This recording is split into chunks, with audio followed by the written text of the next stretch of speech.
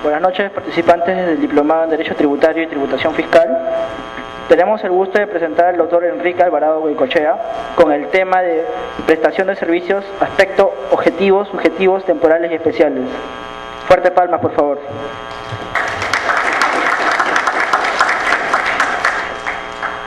Bien, buenas noches. Vamos a continuar con este ciclo de conversaciones que teníamos sobre el impuesto general a las ventas. El día de hoy vamos a hablar sobre lo que es la prestación de servicios. Prestación y utilización de servicios, que son básicamente dos modalidades que tienen algunas connotaciones comunes o similares, como es el concepto de servicio, que básicamente es el aspecto material. Vamos a ver qué cosa es un servicio, algunos aspectos muy importantes que nos permitan definir qué cosa es un servicio, y básicamente tiene una connotación jurídica, como es el tema de la prestación. Vamos a ver algunos temas de obligaciones, vamos a recordar un poco el tema del derecho civil. Vamos a ver que en principio el servicio siempre tiene que ser oneroso para que califique como tal, ¿no? Y vamos a ver también alguna diferencia con esta famosa norma que regula la ley del impuesto a la renta, que es el valor de mercado. Vamos a ver si resulta aplicable o no resulta aplicable. En segundo término, vamos a ver que por excepción el servicio puede ser a título gratuito, pero eso es solamente cuando hay partes vinculadas. Vamos a ver qué significa cada uno de estos temas, ¿ya? Luego vamos a ver el aspecto temporal, el aspecto espacial, vamos a ver el tema de la habitualidad en el caso del servicio, ¿no? Y vamos a señalar algunos ejemplos en el caso de la utilización de servicios, que también es un tema muy importante, donde tiene una dinámica completamente distinta al tema de la prestación, ¿sí? Entonces, vamos a empezar con la siguiente pregunta: ¿qué es un servicio? Fíjense que la norma hace una definición bastante lata y establece que servicio, en principio, es toda prestación que una persona realiza para otra y por la cual percibe una retribución o ingreso que se considere renta de tercera categoría. Entonces, nosotros por un lado tenemos a un prestador de servicios. Este prestador de servicios tiene que ser un generador de renta de tercera categoría. Y por otro lado tenemos al beneficiario del servicio. El beneficiario del servicio, quien obviamente tiene que prestársele, ¿no?, o realizarle una prestación, y a cambio de eso el beneficiario del servicio nos va a pagar una retribución. Fíjese que esa retribución ya está dando una connotación. ¿Esa connotación cuál es? Que el servicio necesariamente tiene que ser a título oneroso. Pero el tema no queda ahí. El tema es que esa retribución que se le paga al prestador de servicio tiene que calificar como renta de tercera categoría, ¿ya? Eso es una definición sumamente importante, y es lo que nos permite explicar, por ejemplo, por qué razón cuando una persona natural que no realiza ningún tipo de actividad empresarial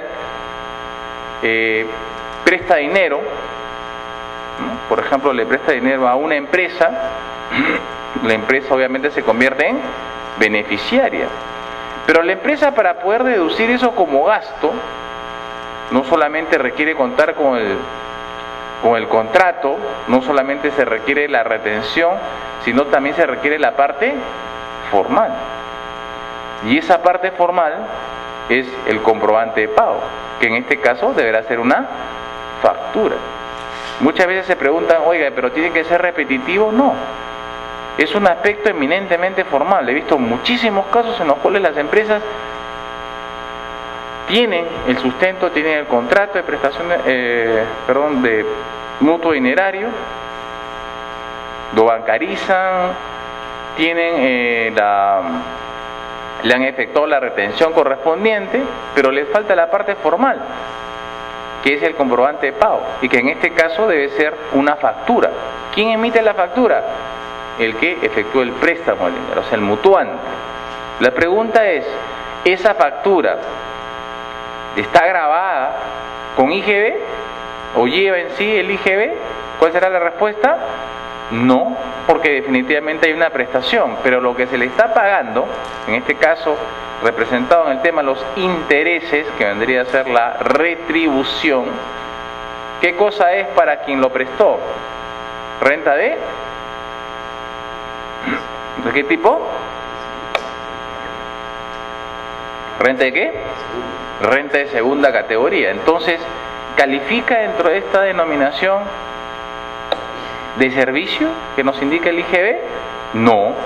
Por lo tanto, esa operación no se encontrará gravada con el impuesto general a las ventas. Sería una operación inafecta.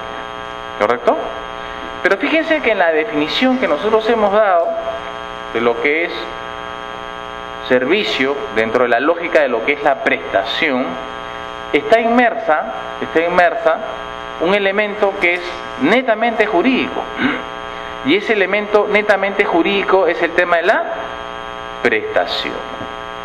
Entonces, cuando nosotros hablamos de servicio, podemos hablar de una obligación de hacer, una obligación de no hacer, ¿no? Una operación básicamente pasiva, y una obligación de dar con carácter temporal, que básicamente en este último caso está representado por el arrendamiento. En el primer caso, cuando nosotros hablamos de una obligación de hacer, por ejemplo, podría ser el hecho de que una empresa, ¿no? Una empresa, un estudio jurídico, por ejemplo, lleve algunos casos. Un caso de repente, un caso tributario, un caso civil. Una obligación de hacer, fundamentalmente. ¿Ya? Una obligación de no hacer se da fundamentalmente cuando estas empresas tipo Saga o tipo Ripley, ¿no? Hacen un estudio de dónde va a estar ubicado su local comercial. Imaginémonos que dentro de su estudio todo el auditorio es el cuadrante que ellos entienden y consideran que va en uno de estos puntos va a estar determinado su tienda. Entonces, lo que tratan de hacer ellos es básicamente asegurarse que en este cuadrado no ingrese la competencia. Si es Ripley, lo que tendrán que hacer es asegurarse de que no entre Saga. ¿Por qué? Porque ellos tienen un margen, ¿no es cierto?, una cantidad para que el negocio sea evidentemente rentable. Entonces, por ejemplo, ellos pueden detectar que en la esquina, en nuestra esquina, desde mi lado, en la esquina izquierda, ¿no? Y acá, o sea, al fondo, en la esquina derecha de mi lado, acá en la primera fila, ¿correcto?, hay puntos críticos para mí como empresa, en este caso como Ripley. ¿Por qué? Porque considero que de repente podría ir la competencia y en su caso poder alquilar esos terrenos y obviamente construir con la consiguiente situación financiera negativa que se podría considerar dentro de mi rentabilidad. ¿Qué cosa hago? Celebro un contrato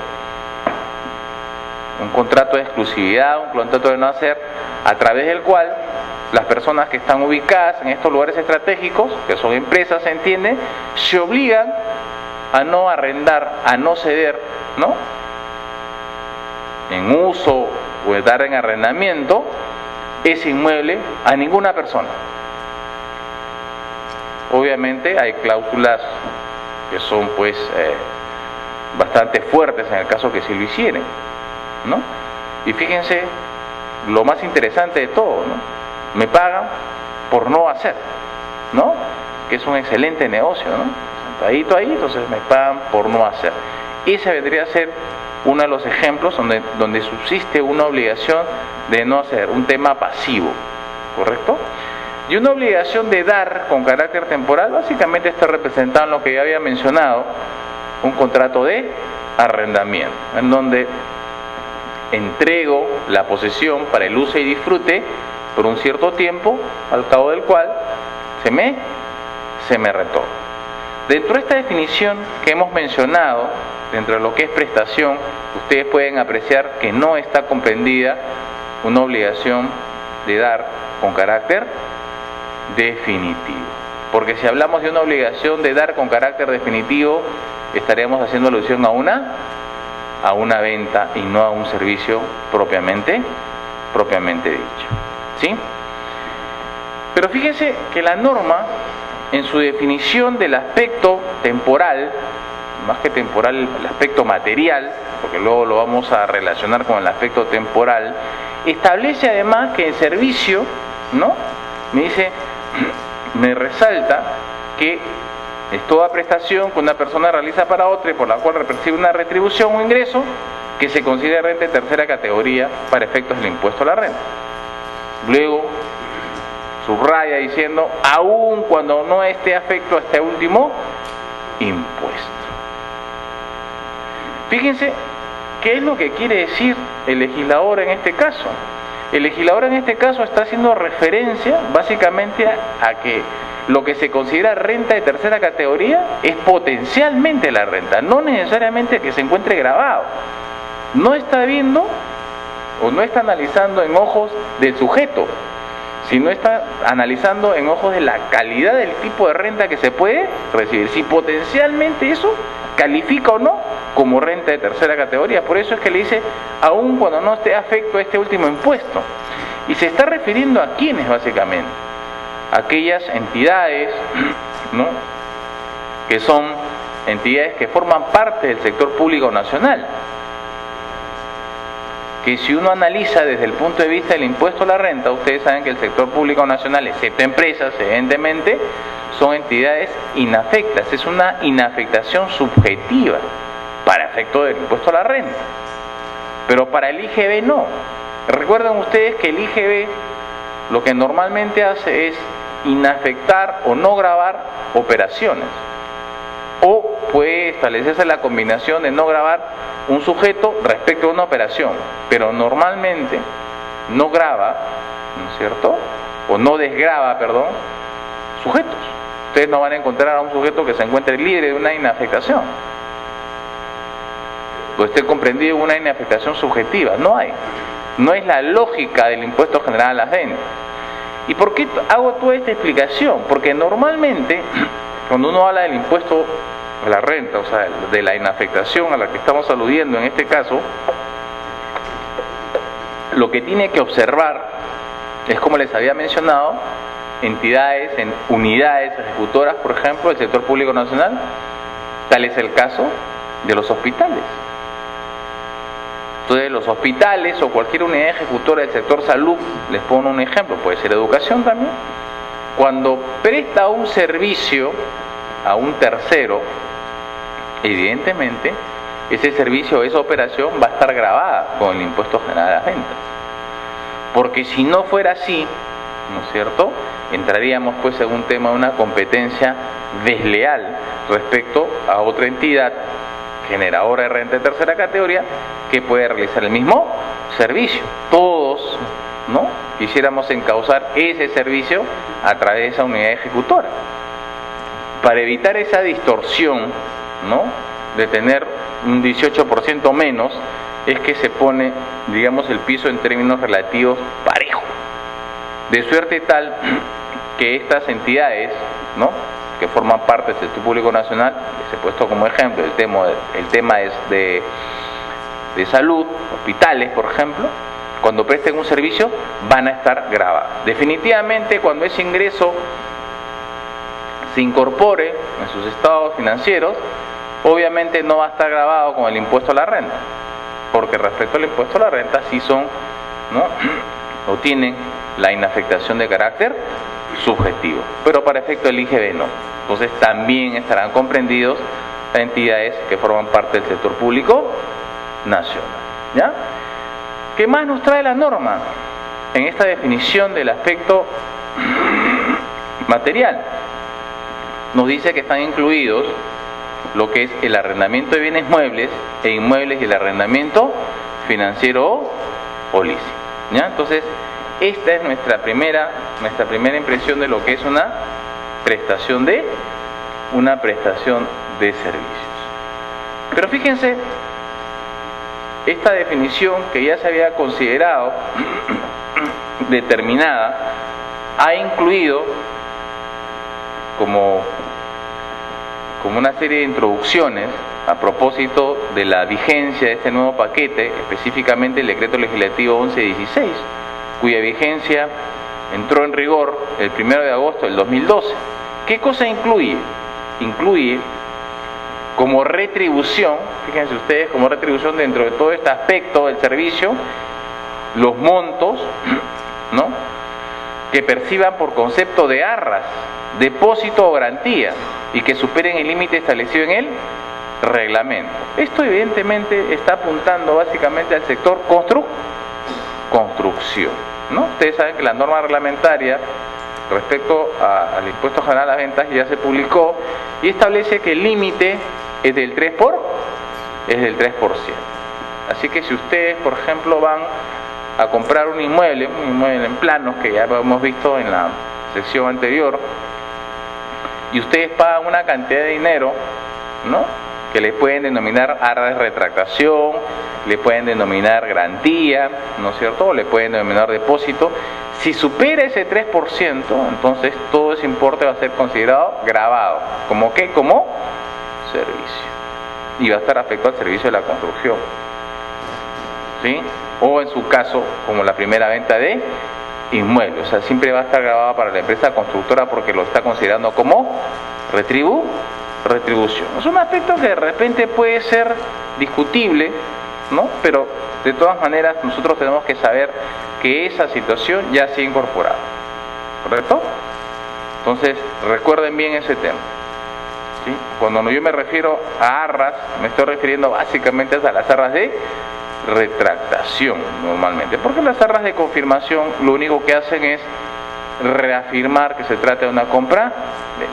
En cambio las arras de retractación no, porque son contratos preparatorios, en donde todavía, si bien es cierto, los elementos ya están determinados en una compra-venta, hay ciertos aspectos que están sujetos a condición, ¿no? Básicamente son de carácter documental. Pero igual, para evitar cualquier tipo de distorsión, el legislador considera que en ese caso, si supera el límite, eso se va a llamar retribución y por lo tanto va a encajar dentro de la lógica del servicio. Entonces, si bien hemos mencionado la definición de lo que es servicio y estamos aludiendo a que tiene que haber una prestación y a cambio de esa prestación tiene que haber una retribución que tiene una condición esencial, porque esa retribución tiene que ser para el prestador renta de tercera categoría, y hemos señalado que si es otro tipo de renta, simplemente la operación se encuentra inafecta. La pregunta que nos formulamos es: ¿la prestación a título gratuito calificará como servicio dentro de la definición que hemos dado? ¿Qué piensan? ¿La prestación a título gratuito, una prestación a título gratuito, calificará como servicio? La respuesta es contundente, ¿no es cierto? Es no.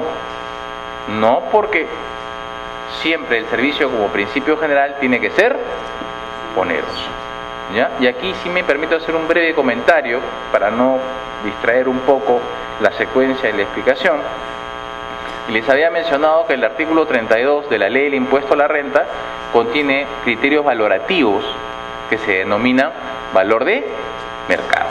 Entonces, dentro de uno de los puntos que siempre se ha puesto, digamos, en discusión, es si el artículo 32 de la Ley del Impuesto a la Renta puede terminar gravando un hecho específico regulado en la Ley del Impuesto General a las Ventas cuando hay un servicio a título gratuito.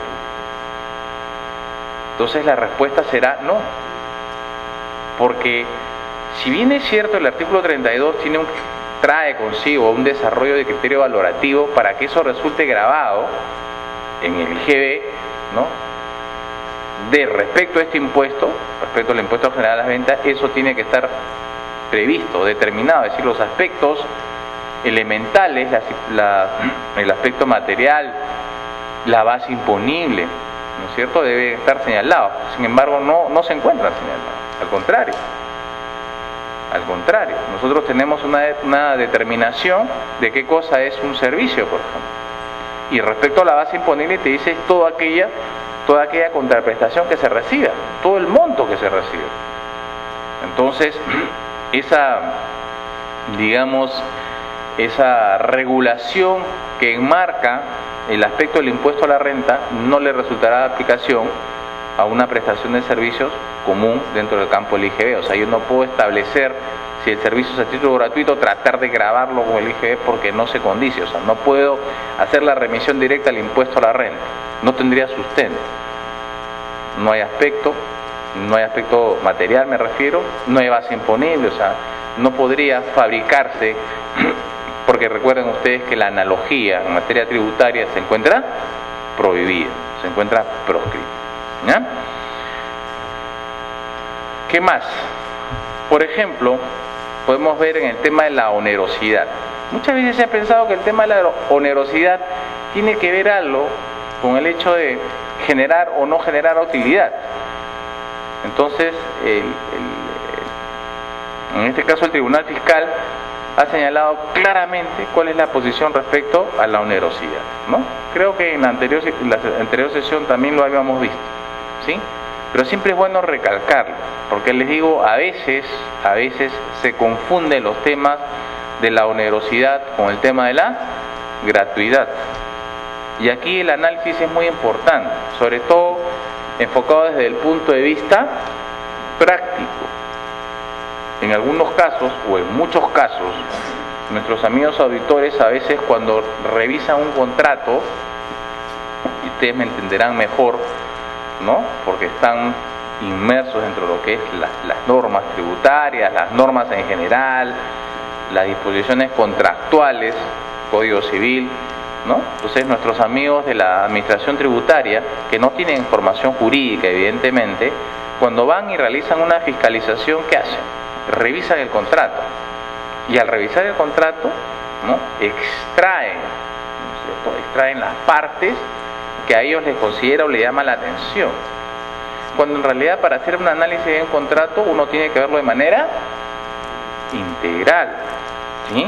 Eso se entiende, pero a veces nuestros amigos de la administración no lo entienden así. Entonces se extraen partes, nada más partes, y lo tratan de asimilar, ¿no? Básicamente con la denominación que a veces se les da. Por ejemplo, les comento un caso, ¿no? Una revisión, una fiscalización a una empresa que se encarga de alquilar elementos publicitarios. Ustedes conocen los elementos publicitarios, ¿no? Son estos paneles que hay en las vías públicas, respecto a las cuales pues hay anunciantes, ¿no? Hay clientes, Coca-Cola, Bacos, etcétera. Pero para que esto funcione, la empresa dueña de los paneles publicitarios celebra normalmente convenios, ¿ya? Celebra convenios con las municipalidades. Entonces, a veces nuestros amigos no entienden qué cosa es un convenio. Un convenio básicamente, así le denominan, es un convenio, es un contrato en realidad, en la cual hay obligaciones de ambas partes. Un contrato a título es un contrato recíproco, ¿no? No solamente es el hecho de pagar por no solamente es el hecho de pagar una tasa, ¿no? Un derecho público, sino que se encuentran inmersos una serie de obligaciones, como por ejemplo la municipalidad se compromete a que no te va a poner otro panel que te tape, que te haga sombra, etcétera, etcétera, entre otras obligaciones. Pero también me indica como empresa, ¿sí?, que yo tengo la obligación de hacer ciertas obras, ¿ya? Ciertas obras como por ejemplo un paseo de aguas. ¿Ustedes conocen el distrito de San Borja? ¿No? Ahí es un lugar que ha sido acondicionado, inclusive las novias se toman ahí, hacen su sesión fotográfica, los novios, ¿no? Hay como una pileta, ¿no es cierto?, donde hay gansos y todas esas cosas, ¿no? Bueno, esta empresa lo construyó, pero en el contrato, en este contrato que le llaman, o este famoso convenio con las municipalidades, a eso le denominan contribución voluntaria, me llaman así, contribución voluntaria, ¿no es cierto? Entonces, y esa es una municipalidad. Otras municipalidades le llaman donaciones, ¿sí? Pero ese es el nombre que le dan. En rigor no es una donación, no es un aporte voluntario. Eso es contraprestativo, ¿no es cierto? Es contraprestativo porque exactamente ¿qué cosa es lo que hay? Hay un acuerdo. Y si ustedes revisan, en el acuerdo hay una cláusula, ustedes lo deben saber, que si una de las partes no cumple, simplemente el contrato se resuelve. ¿Y qué es lo que pasa si el contrato se resuelve? Automáticamente viene la municipalidad y te retira todos los anuncios y trata de meterte los caterpillar para sacarte los paneles, ¿no es cierto? Entonces, más allá de la denominación que se le dé, ahí viene un poco, digamos, al tema, ¿no? Porque obviamente si yo extraigo esa parte y digo, en la cláusula tanto señala que es una donación o es un aporte voluntario, todo lo que ustedes quieran ver, entonces normalmente ellos dicen, como es un tema voluntario, es una liberalidad, y como es liberalidad, ¿no es cierto?, eso no es deducible como gasto, lo cual es un error. Se lo digo ya desde el punto de vista jurídico, es un error porque en realidad, independientemente del nombre, estamos viendo que eso es un contrato a título oneroso, hay una contraprestación por eso, ¿sí? Y además, en el caso de los contratos tienen que analizarse de manera integral, no se puede extraer de manera sesgada, de manera parcial, ciertos términos, porque si no, eso puede traernos malos resultados. Y en atención a eso, es que se recuerda qué cosa es la onerosidad de los contratos, ¿no? Esta RTF, que es la RTF 1651-5-2004, nos permite determinar ciertas pautas. Entonces el tribunal, por ejemplo, en este caso, ha indicado que los contratos onerosos son aquellos en los cuales cada una de las partes sufre un sacrificio que se compensa con una ventaja. Casi siempre, dice, la onerosidad va unida a la bilateralidad del contrato, no porque se trate de conceptos idénticos, sino solo en razón de que existiendo prestaciones recíprocas en el momento del perfeccionamiento contractual, esas prestaciones se han tenido en cuenta como uno de los fines del contrato, ¿ya? La onerosidad de un contrato no se encuentra vinculada a la ganancia, renta o utilidad que obtenga una de las partes, como sostiene la administración tributaria, sino a las prestaciones y contraprestaciones que cada una de las partes, ¿no? Cuando es algo a título gratuito, que es la segunda parte que vamos a ver, es cuando uno entrega nada sin esperar algo a cambio, ¿sí? Eso es básicamente. Y en el ejemplo que les he mencionado, pues, el tema no es gratuito, ¿no? Porque ante todo estamos ante una empresa. Y lo que básicamente la empresa busca es lucrar. Estas llamadas aportes voluntarios, ¿no?, donaciones que le llaman, no son así, o sea, les llaman así por darles un nombre, y en realidad cuando uno celebra estos acuerdos, hay que tener mucho cuidado con las municipalidades, la empresa tiene poca opción de ponerle el nombre adecuado, porque simplemente la municipalidad no lo firma, y entonces no hay negocio, ¿no es cierto? Y si no hay negocio, la empresa no tiene mucha razón de existir. Ese es el concepto general, ¿no?, de lo que es un servicio. La regla general es que el servicio sea de título oneroso. Pero vamos a ver una regla de excepción. Y esa regla de excepción contempla el hecho que hay un supuesto en la cual también califica como servicio la cesión a título gratuito. Pero ¿esto cuándo se produce? Esto se produce cuando hay una cesión de activos fijos de una empresa, ¿no?, cesión de carácter temporal, por cierto, a otra con la cual hay una vinculación económica, o también denominadas partes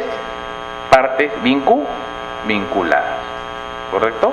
Esa es la única excepción.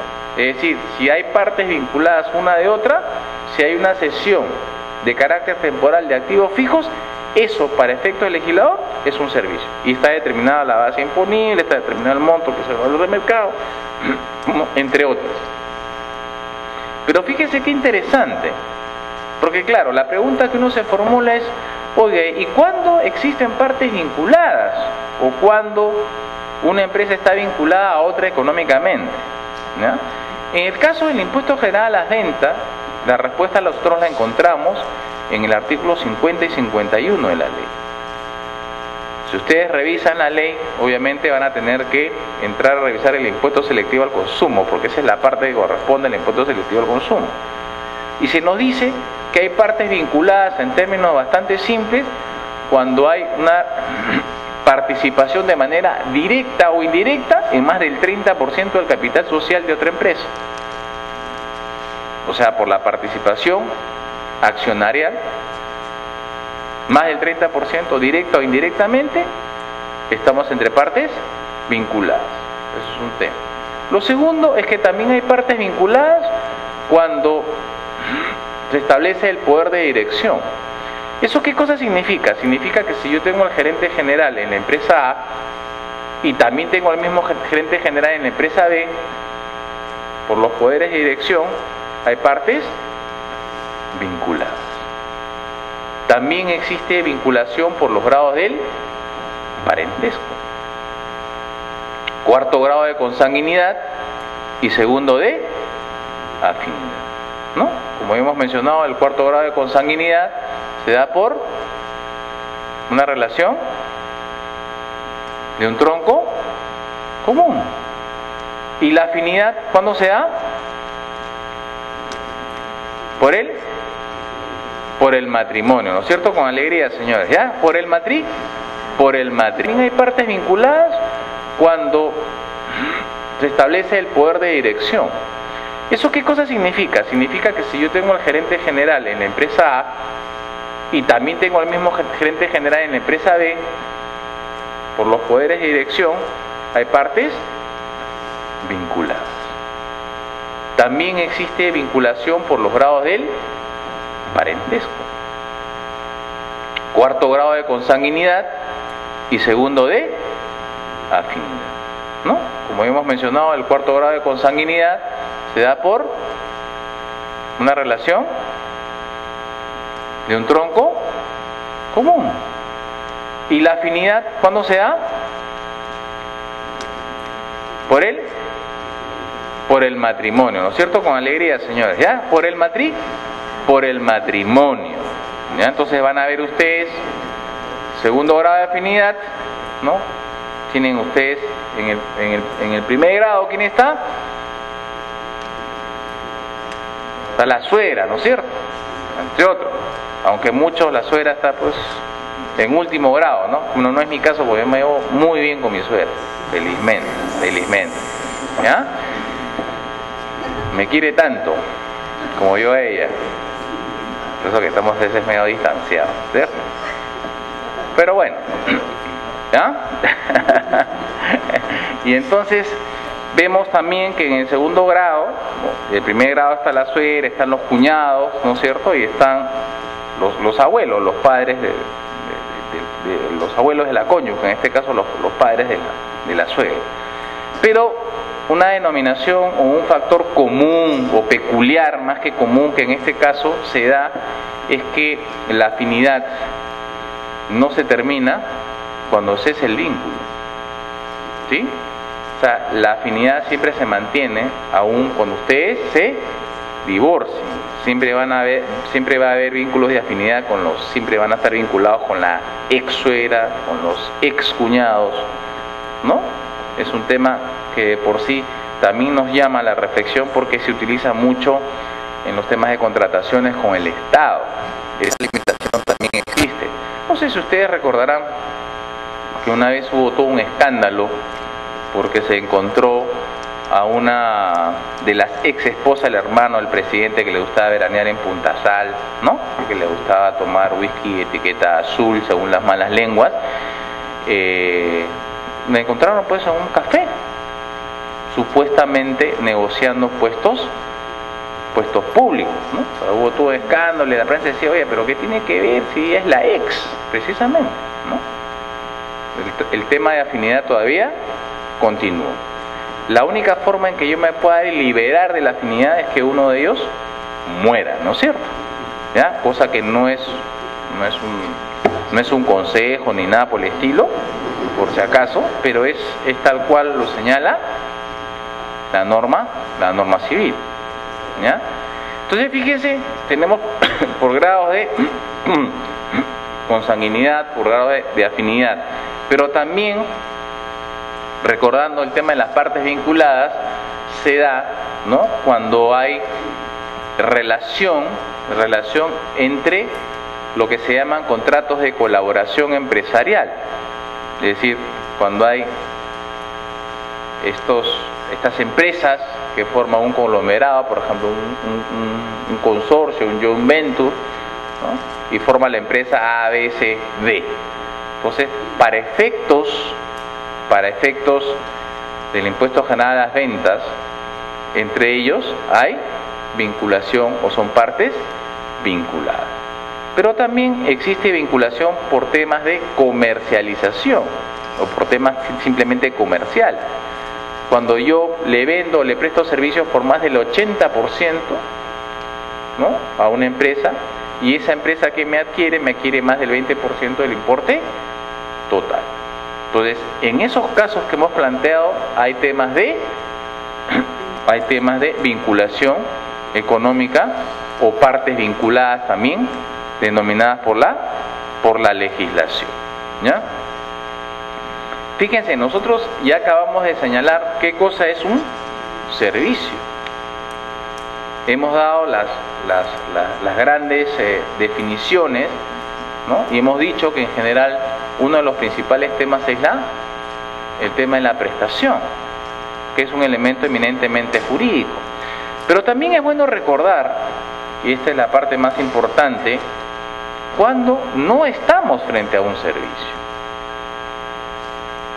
Y tenemos, digamos, dos grandes grupos. Un primer grupo es cuando la ley así lo señala expresamente. Es decir, cuando yo ya no tengo que analizar nada, sino simplemente revisar mi norma y puedo apreciar, entre otras cosas, que no hay un servicio, por ejemplo, cuando hay una transferencia de créditos, en lo que se llama fundamentalmente, cuando hay transferencia de crédito, el famoso factoring, ¿ya? Pero hay un requisito esencial, que el factor, ¿no es cierto?, la empresa que se dedica es una empresa financiera reconocida por la Superintendencia de Banca y Seguros.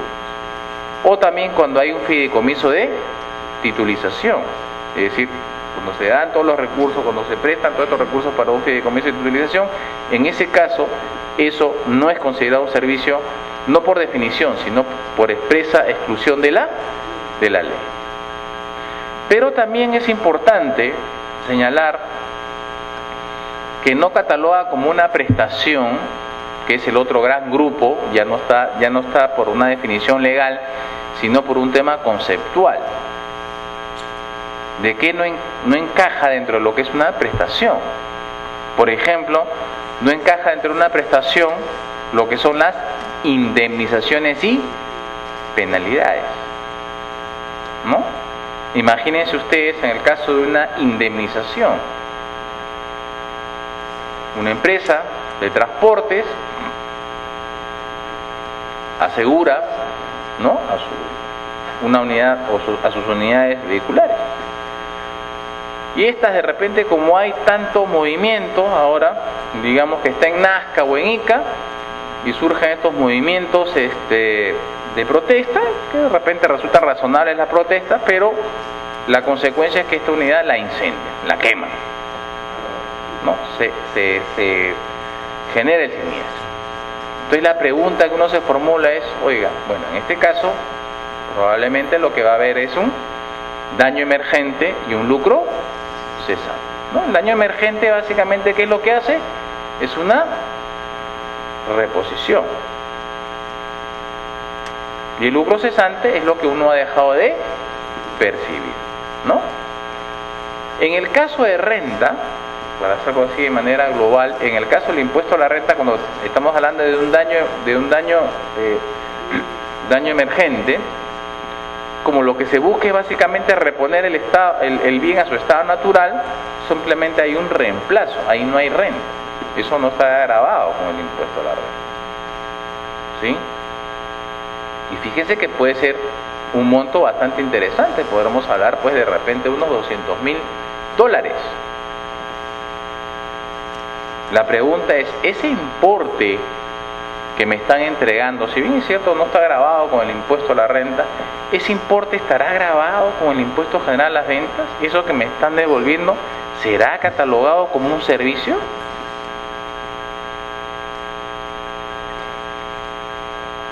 La respuesta será no, porque eso no es una prestación, sino es el cumplimiento de pues estamos en el plano de la ejecución contractual.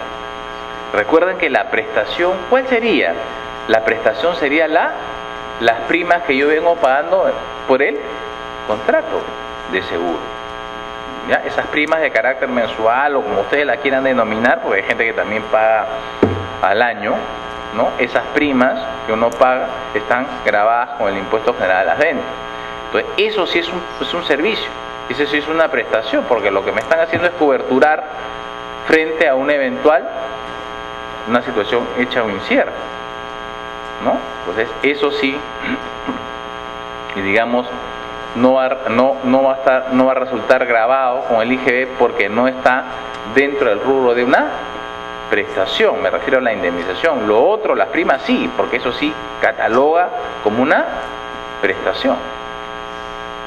Que después ocurre el hecho y como consecuencia de eso me tienen que indemnizar, ese monto indemnizatorio no tiene absolutamente nada que ver con el tema de la prestación, si no estamos en el plano de la ejecución del contrato. Por lo tanto, sale fuera del ámbito de aplicación del tema de la prestación y como consecuencia eso no está grabado. Lo propio ocurre en el caso de las penalidades. Si hay una penalidad, por ejemplo, una empresa que tiene que cumplir con la entrega de determinada maquinaria en cierto momento, en cierto tiempo, ¿sí? Entonces, si la empresa no cumple, digamos que se ha pactado el contrato que la empresa tiene que entregar esta maquinaria en un mes y no cumple al mes, obviamente va a generar una penalidad. O sea, la empresa que debió entregar tiene que pagarle una penalidad a la adquirente. ¿Estamos? Entonces, fíjense, esa penalidad que se está pagando por parte de la empresa que no cumplió, para la adquirente, si lo vemos desde el punto de vista del impuesto a la renta, eso será renta gravada para la adquirente, porque es consecuencia o es producto de una relación, de una obligación con un tercero. Está gravada con el impuesto a la renta, de eso no hay duda. La penalidad está grabada con el impuesto a la renta en el ejemplo planteado. La pregunta que uno se formula es, oye, ¿y esa penalidad que me están pagando estará grabada con el impuesto general a las ventas? Porque son dos situaciones las que normalmente uno analiza. ¿Estará grabada o no estará grabada? Lo primero que tenemos que ponernos a pensar es si es una prestación o no es una prestación. Y la respuesta será no. Es una penalidad. Básicamente te estoy indemnizando por la demora en la entrega. Y fíjense que esta diferenciación es muy importante porque tiene como punto de partida una situación que creo que les conversé la vez pasada, que es el tema de los intereses. ¿Sí? En el tema de los intereses ustedes van a ver dos tipos de intereses: un interés compensatorio y un interés moratorio, ¿no? Cuando ustedes revisen el artículo 14 de la Ley del Impuesto General a las Ventas, van a ver que dentro de la base imponible se señala que están comprendidos los intereses. Pero claro, el legislador no hace la diferencia de ante qué tipo de intereses estamos. Entonces el aplicador, el operador, digamos así, tributario, que en este caso es el auditor fiscalizador, que dice, bueno, como la ley no distingue, entonces te grabo, ¿no?, con IGB un interés moratorio. Entonces fíjense que respecto a eso ya hay una jurisprudencia de observancia obligatoria, que es muy importante que ustedes les recuerden. Son dos naturalezas totalmente distintas. Una cosa es el interés compensatorio, que eso sí tiene naturaleza contraprestativa. A ver, señores, si por favor pueden apagar sus celulares.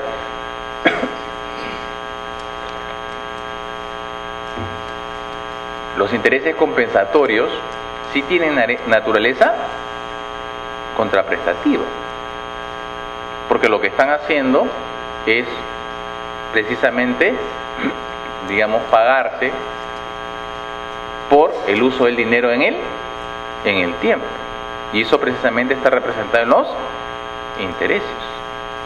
¿Ya? Hay una retribución, esa es la retribución, es lo que marca la pauta por la prestación que se está dando, el uso del dinero en el tiempo, y te paga una retribución que está representada en el tema de los intereses.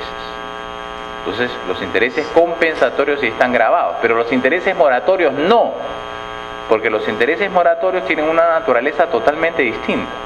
Los intereses moratorios básicamente lo que hacen es indemnizarte por la demora en el pago. Su naturaleza no es contraprestativa, sino es indemnizatoria.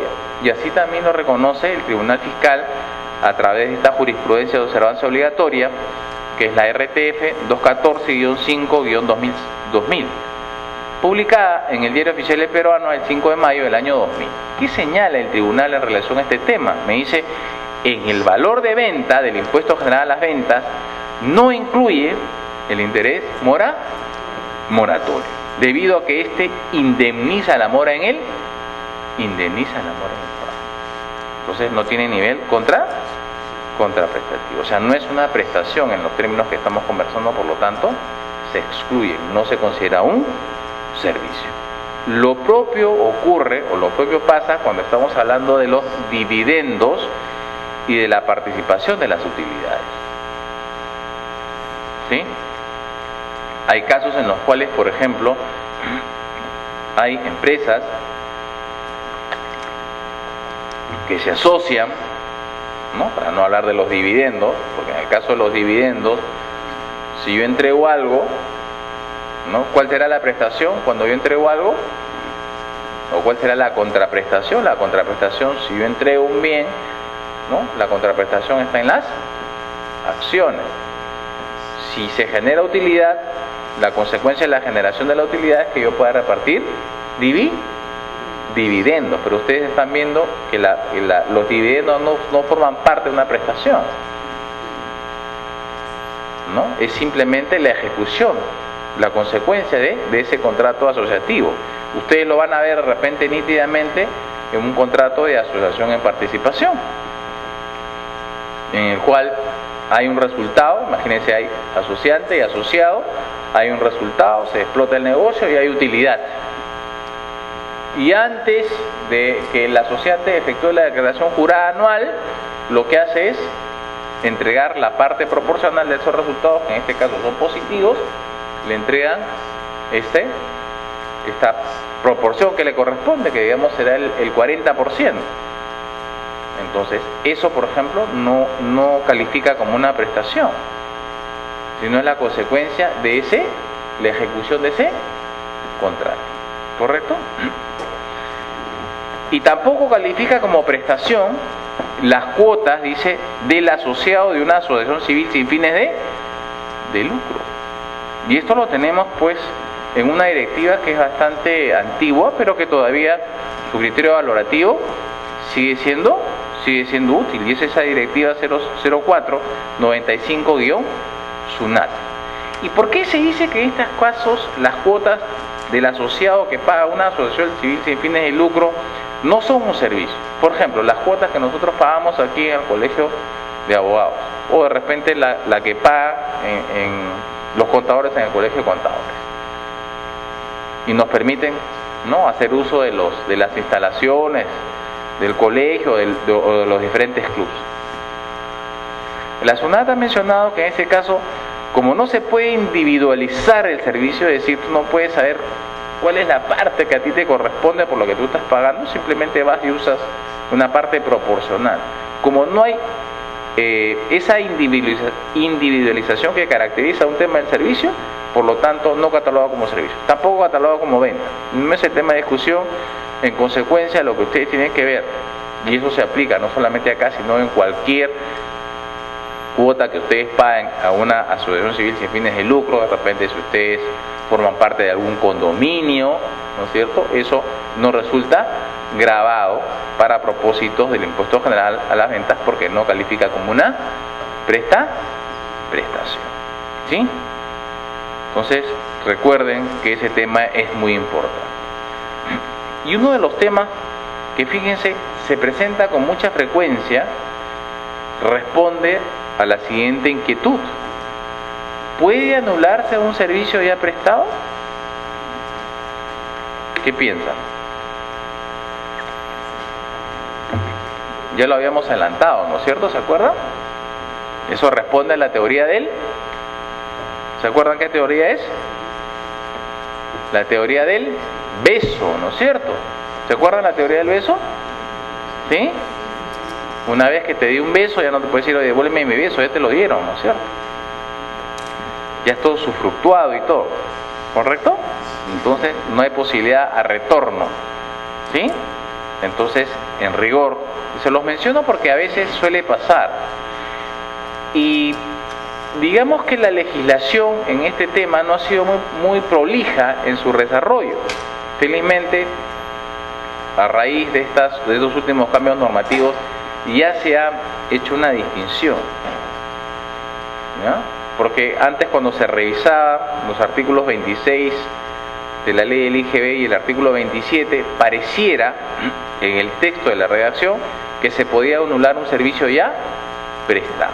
Pero cuando se leía de manera integral el artículo 26 y el artículo 27, podíamos llegar a la conclusión de que la anulación solamente se podía dar, ¿no?, cuando o respecto de un servicio que todavía no había sido prestado, ¿ya? Entonces ahora la redacción, digamos, que ha efectuado el legislador tributario es mucho más clara y permite menos confusión.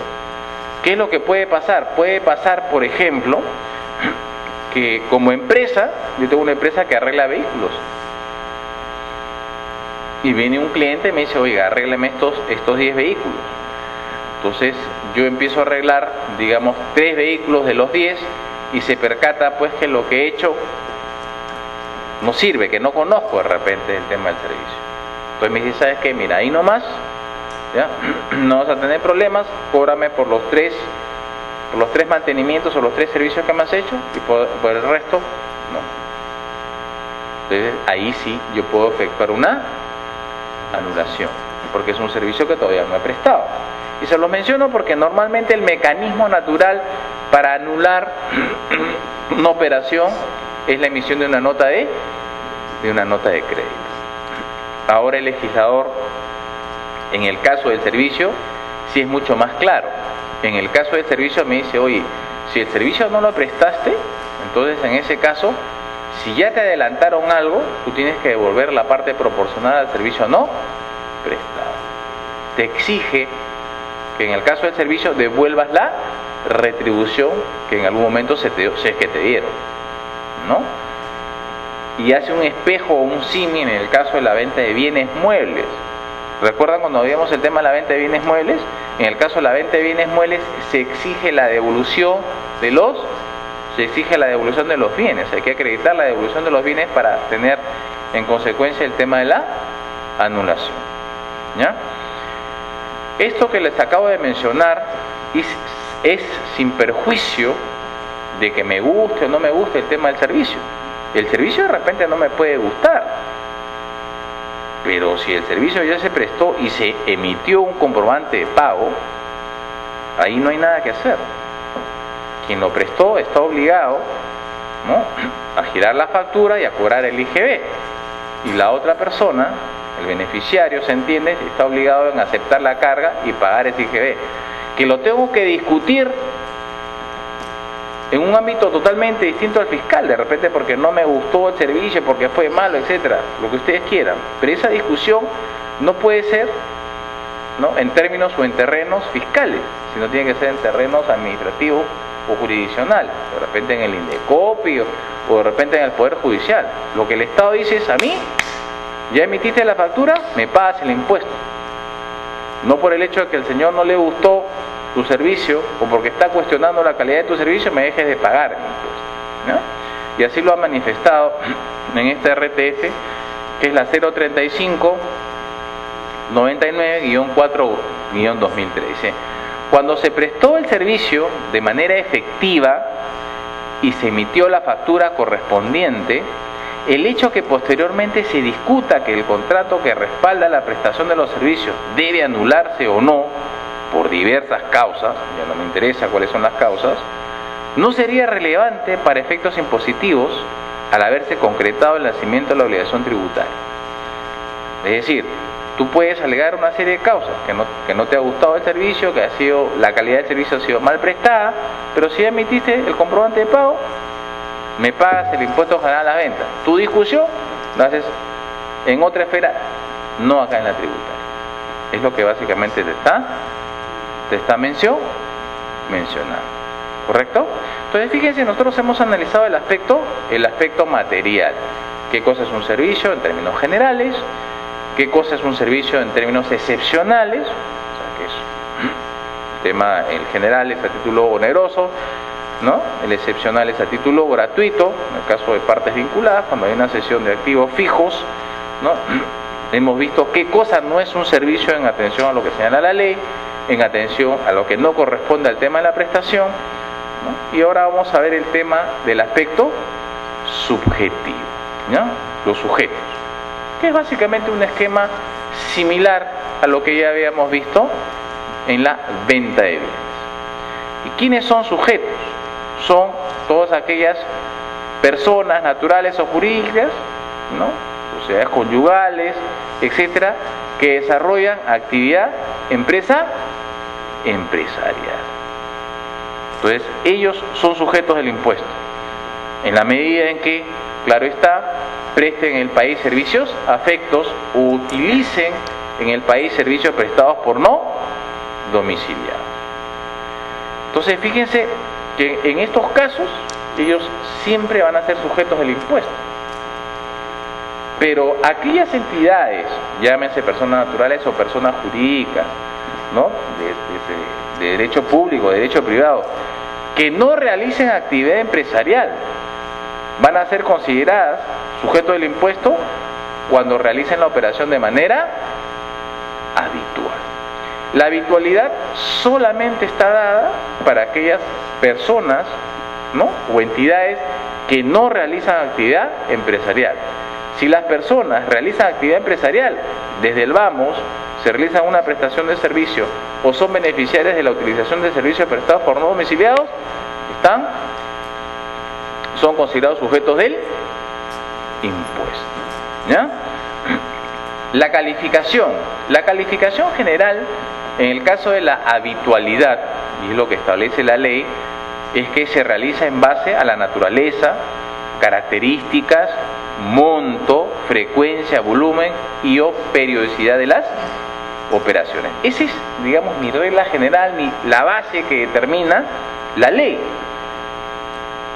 Sin embargo, el reglamento es mucho más preciso y de repente es mucho más prolijo y se evita todas estas disquisiciones. ¿Se acuerdan que veíamos en el caso de la venta de bienes? En el caso de la venta de bienes muebles, ¿se acuerdan que la habitualidad estaba pensada en función a si vendías o revendías un bien que ha sido adquirido? Porque si lo usabas o disfrutabas, en ese caso no entraba a discusión el tema de la habitualidad. Aquí el tema es mucho más claro, porque me dice que una persona es habitual, ¿ya?, siempre que el servicio sea oneroso y que sean similares con los de carácter comercial.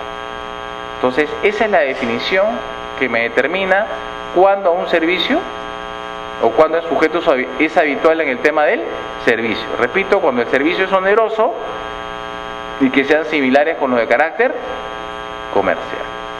Y siempre dirigido a aquellas entidades que no realizan actividad empresarial. ¿Sí?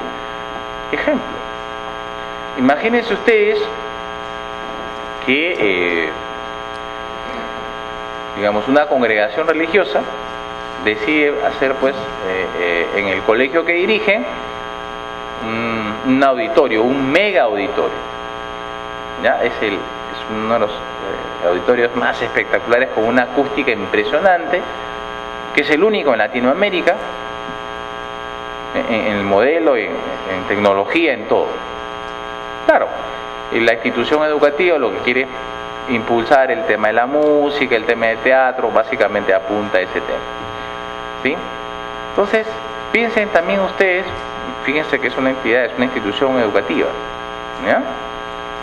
No está dedicada a hacer actividades comerciales, ¿no?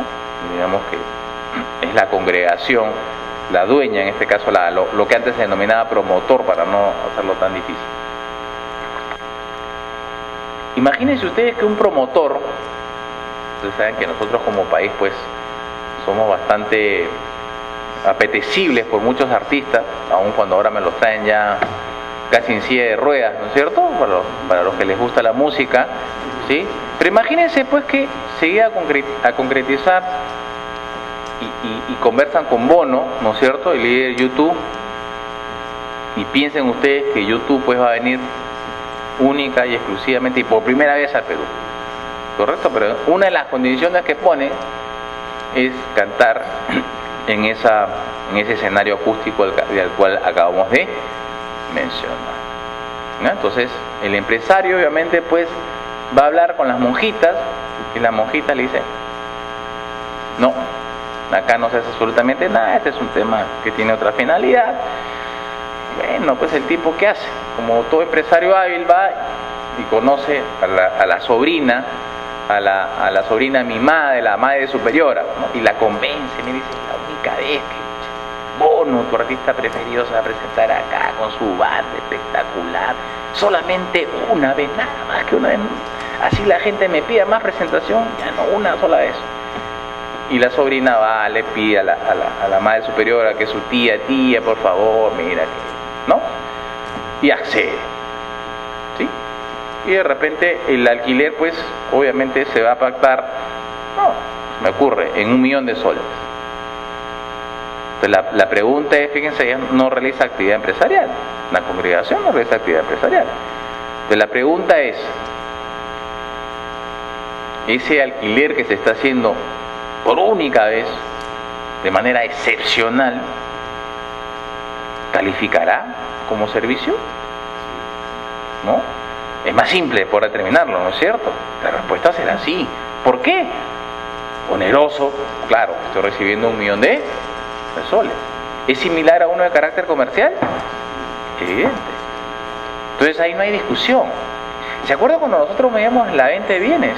En la venta de bienes el tema era mucho más etéreo y nosotros llegamos a la conclusión que la habitualidad va a depender o no de la animadversión, ¿no es cierto?, o adversión que le pueda tener el contribuyente a la administración, o en pocas palabras, se llamaba el peligro o no llamaba el peligro, ¿no es cierto?, si era conservador o no era conservador, porque la norma no me da mayor solución.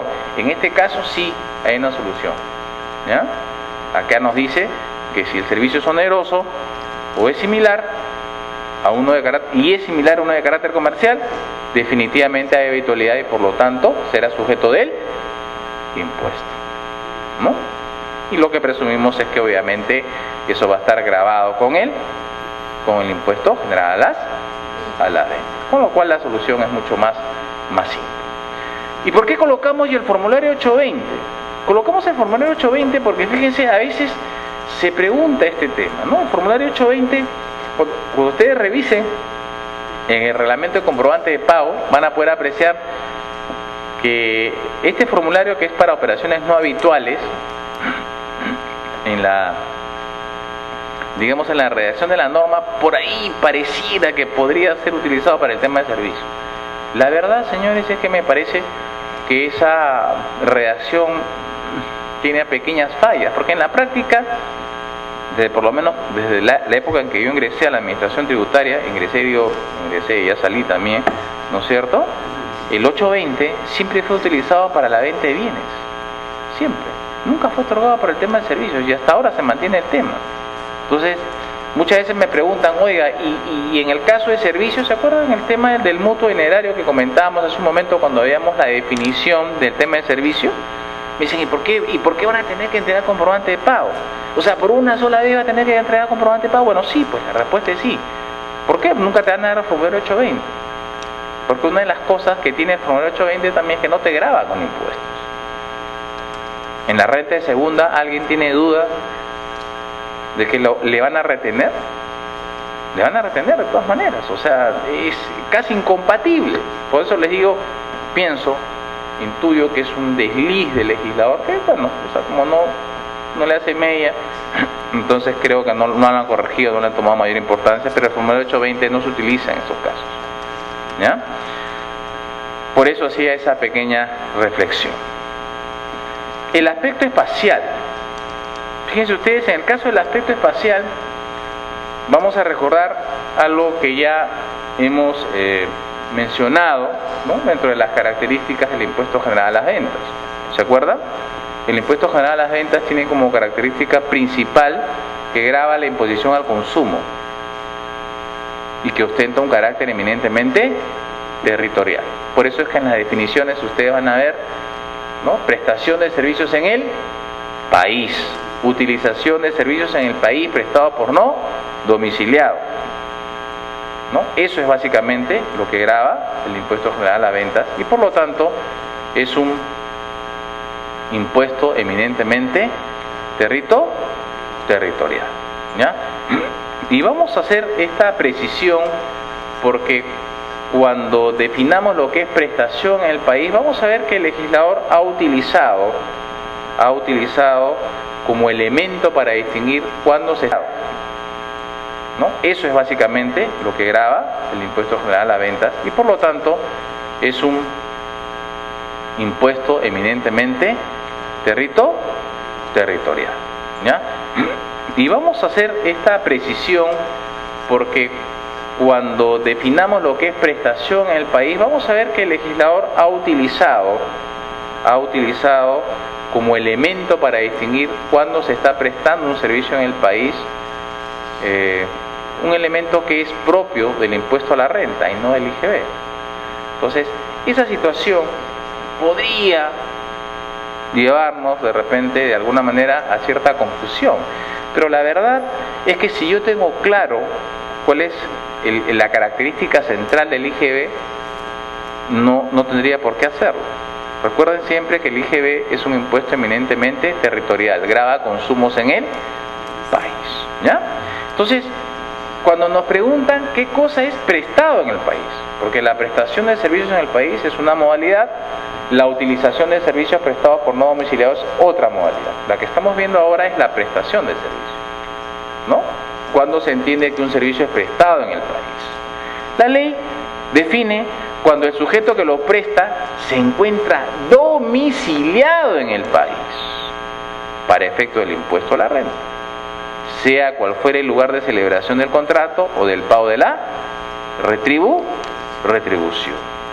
Antes, la definición era cuando se encuentre ubicado en el país. Hacía alusión a una ubicación física, pero esa definición traía una serie de contingencias, ¿no? Porque se confundía con otras figuras, el tema de la ubicación no era un tema, digamos, de manera exacta, hubo una crítica muy fuerte en relación a ese tema, entonces el legislador tributario dijo, muy bien, cambiemos y vamos a decir ahora que, claro, se entiende que el servicio es prestado cuando quien lo presta, el que está prestando el servicio, tiene la condición de domiciliado en el país. No interesa en qué lugar se celebre el contrato ni dónde se pague la retribución. Entonces, la pregunta que uno se formula es, oye, y en el caso que el servicio sea prestado, ¿no?, por un domiciliado en el extranjero y ese servicio es consumido en el extranjero, ¿eso calificará como prestado en el país? Y por lo tanto, ¿será susceptible de afectación con el impuesto general a las ventas? Ejemplo, imagínense ustedes que una empresa de publicidad domiciliada en el país es contratada por una empresa chilena para que en Chile desarrolle toda una campaña publicitaria. Y obviamente esa campaña va a ser distribuida solamente en Chile. La parte creativa, toda la parte creativa, todo el know-how, todas las cosas que tienen que hacer se van a hacer en Chile, no acá en el país.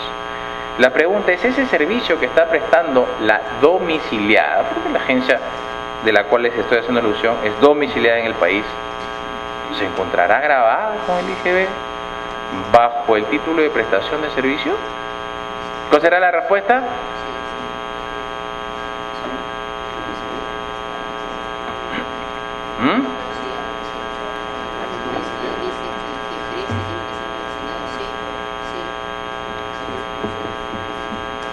¿Cuál es la característica central, señor? ¿Cuál es la característica central del IGB? Pregunta. ¿Se está consumiendo en el país? ¿El IGB lo tendrá que grabar? No.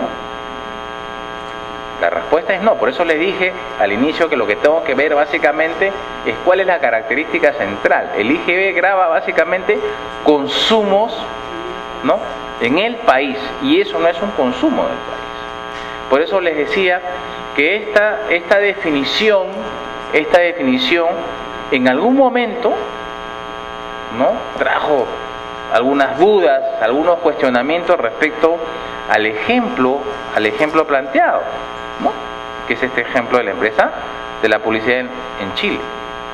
Entonces fíjense, para evitar todos estos cuestionamientos que de plano les menciono no deberían haber, pero obviamente el legislador tributario también se preocupa porque a veces los temas no resultan tan claros, ¿ya?, lo que hizo fue precisarlo en la norma reglamentaria. Y en la norma reglamentaria se menciona de manera expresa que no están grabados aquellos servicios que son prestados y consumidos fuera del país, aun cuando quien lo preste sea un sujeto domiciliado en el país. Las razones son dos. Primero, el IGB se aplica el principio de territorialidad y grava hechos que impliquen consumos en el país, con lo cual despejamos la duda. ¿Correcto? O sea, todo servicio que es prestado fuera, que es consumido fuera del país, ese servicio, por más que lo preste un sujeto domiciliado, ese nunca va a estar grabado con el IGB. ¿Sí? Estamos hablando de la prestación de servicios. ¿Sí? En el caso de la utilización, fíjense, ocurre una situación un tanto sui generis. ¿Por qué razón? Porque acá me dicen que quien presta el servicio es un sujeto no domiciliado y quien es beneficiario del servicio es un sujeto domiciliado. Entonces, claro, ustedes comprenderán que por obvias razones el legislador jamás le va a dar la categoría de contribuyente al sujeto no domiciliado. Porque si cometiese el error de darle la condición de sujeto al no domiciliado, simplemente el no domiciliado nos sacará la lengua pues y nos dirá no te pago, ¿no? Porque tú no tienes jurisdicción. A ver, anda, agárralo pues de repente a una empresa que está en Estados Unidos o que está en México o que está, no sé, en Europa. No podría. No hay ese vínculo, ¿no? Ese vínculo jurisdiccional que puede tener al Estado para ejercer su ius imperium y poder cobrar esa deuda. Por esa razón es que en la utilización de servicios prestados por no domiciliados, la figura cambia.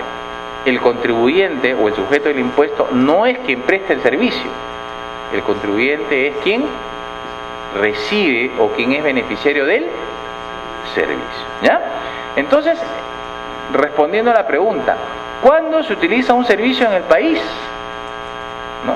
La respuesta será cuando siendo prestado por un sujeto no domiciliado, y aquí está el tema, está el kit, es consumido o empleado en el territorio nacional.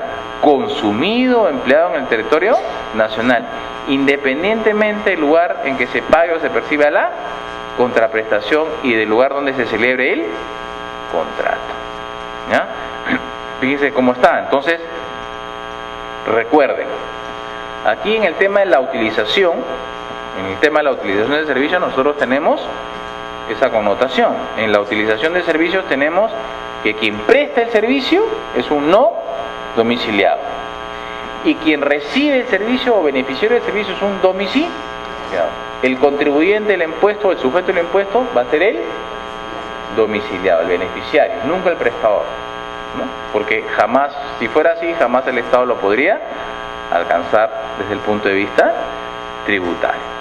Pero hemos dicho que el quid del asunto está en que para que esto se configure, el servicio tiene que ser consumido o empleado en el territorio nacional. ¿Qué se entiende por consumido o empleado en el territorio nacional? Dos posturas. La primera de ellas está relacionada con el primer acto de disposición del servicio. ¿Qué se entiende por el primer acto de disposición? El lugar donde el usuario hace uso por primera vez de ese servicio. Fíjense que este tema en su momento tenía un respaldo jurisprudencial, al igual que la otra postura, pero ahora cada vez ha venido en menos, porque además a veces las resoluciones que sacaron o las formas de aplicar tienen como que algunas connotaciones no tan lógicas, ¿ya? El primer acto de disposición del servicio es definido como el criterio que atiende al lugar donde el usuario hace uso por primera vez del servicio. Y en función de ello, se determina si tal uso tuvo lugar o no dentro del país, ¿no? El ejemplo que les puedo dar, que está graficado en esta resolución del Tribunal Fiscal, que es la 423-3-2003, es el caso del programa de Jaime Bailey, ¿no? Jaime Bailey siempre ha sido un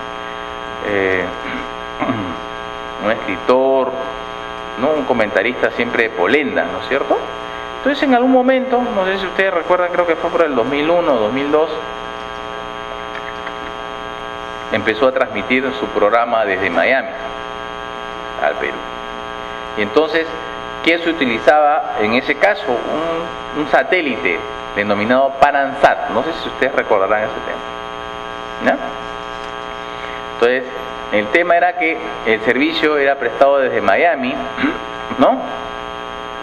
Y ese servicio, esas ondas satelitales, esas ondas, digamos, esas ondas de retransmisión, pasaban de frente al Panansat. ¿Dónde se encontraba un satélite? ¿Dónde se encuentra un satélite normalmente? En lo que se llama el espacio, también denominado ciberespacio, ¿no es cierto? La pregunta, ¿eso forma parte del territorio nacional? Ya no. El ciberespacio dicen que es de todos, ¿no es cierto? Entonces no forma parte del territorio nacional. Entonces, fíjense el tema, ¿cómo va? ¿Cómo que le vamos dando forma, ¿no? Entonces, el tribunal, ¿cómo resuelve a través de este primer acto de disposición del servicio? La lógica es la siguiente. Dice, bueno, señores, ¿dónde se realizó el primer acto de disposición? ¿Dónde se utilizó por primera vez ese servicio? En el ciberespacio, ¿no? O sea, el primer acto de disposición, según este razonamiento, el primer acto de disposición se dio en el ciberespacio. Como el ciberespacio no forma parte del territorio nacional, por lo tanto, no está grabado. O sea, se entiende que no ha sido utilizado o consumido en el territorio nacional, ¿sí? Pero fíjense un detalle.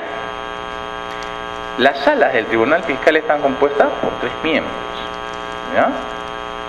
En este caso, este criterio fue adoptado por mayoría. Quizás por ese tipo de cosas como que han ido dejando de lado este primer acto de disposición. Dice, señores, o sea, el primer acto de disposición no pudo haber sido en el ciberespacio, pues, porque en realidad la idea de la retransmisión es que se vaya al Panansat y el Panansat, ¿no es cierto?, retransmita. Lo que hay que ver es cuál es el alcance de esa retransmisión. Claro, pues nadie va a pensar que el primer acto de disposición va a ser en el ciberespacio. No tendría mucho sentido, no tendría mucha lógica, ¿correcto? Pero como es un órgano colegiado, y las decisiones se toman por mayoría o por unanimidad, lamentablemente perdió, ¿no? Pero dejó claro su voto discrepante, lo cual, si ustedes la revisan alguna vez, tiene una lógica bastante descriptiva, bastante aguda, ¿verdad? Entonces, fíjense ustedes, el tema acá en este RTF queda centralizado de esa forma, lo cual, como les digo, no guardaba mucha coherencia. Y la otra postura que sí tiene mayor, ha calado más, digamos, en la esfera tributaria, incluyendo evidentemente a nuestros amigos de la administración tributaria, es que se entiende que el servicio es empleado o consumido en el territorio nacional cuando se obtiene el beneficio económico en el país, ¿ya? Entonces, ya más va por un aspecto eminentemente económico. ¿Dónde obtienes el beneficio económico? ¿Sí? Por eso es que en la definición ustedes van a ver que lugar donde se tiene beneficio económico, se entenderá que el servicio es utilizado en el país cuando el servicio se utilice o aproveche económicamente en el país, aun cuando el consumo físico se haya agotado con su prestación en el extranjero. O sea, es una postura opuesta, distinta al primer acto de disposición. Lo que me interesa en este caso es dónde se utilizó o dónde se dio el beneficio económico. Si el beneficio económico se dio en el país, entonces es consumido, empleado en el territorio nacional. Claro, con esta definición, obviamente, casi todo, por no decir todo, ¿perdón? Es un criterio, básicamente, es una postura. Como les digo, el servicio consumido empleado en el territorio nacional no tiene una definición normativa. Entonces, lo que se han hecho es establecer posturas que además son apoyadas por criterios jurisprudenciales. No es, si fuera el tema normativo sería más simple. Y como es tan complejo, digamos que ni la SUNAT ni el tribunal se han querido meter en el tema, así, a ciencia cierta. Es decir, el tribunal en el sentido de que no ha otorgado una jurisprudencia con un criterio uniforme, ¿no? Porque aparentemente no hay contradicciones, aparentemente, cosa que de repente ahora va a poder ser subsanable, ¿no? O de repente con un mejor criterio. ¿Por qué razón? Porque ahora ustedes saben que el tribunal fiscal puede emitir una jurisprudencia de observancia obligatoria cuando tiene un criterio uniforme, no necesariamente tiene que haber discordancia, ¿sí? Entonces, por ejemplo, el tema del aprovechamiento económico de los servicios está graficada en esta resolución del Tribunal Fiscal, que es la 399-4-2003, ¿ya? Con lo cual, lo que les quiero decir es que en estos casos queda acreditado, ¿no?, que tienen esas dos posturas. La postura mayoritaria es el tema del aprovechamiento económico. Lo importante, señores, es que ustedes tengan en cuenta este tema. ¿Por qué? ¿Por qué les digo y les hago esta acotación? Porque a veces, en la parte práctica, ¿qué se presenta? Se presenta que hay servicios u operaciones que se realizan con sujetos no domiciliados. Entonces, normalmente el cliente o la empresa te pregunta cuál es el tratamiento que se debe dispensar en estos casos. Lo que te está preguntando, en buena cuenta, cuál es la situación que se presenta en el IGB y en el impuesto a la renta. A veces se piensa, se cree que en automático, cuando una persona tiene o realiza una operación con un sujeto no domiciliado, automáticamente está afecto a IGB y está afecto al impuesto a la renta. Y eso es falso. En el IGB, probablemente, la operación esté grabada como utilización de servicios, en el cuyo caso no tengo ningún perjuicio porque, como soy contribuyente del impuesto, se graba inmediatamente. Una vez que se pague, lo utilizo como crédito fiscal. Pero en el caso de renta el tema es mucho más complejo, porque renta para estar grabado, tengo que determinar si califica o no califica como renta de fuente peruana.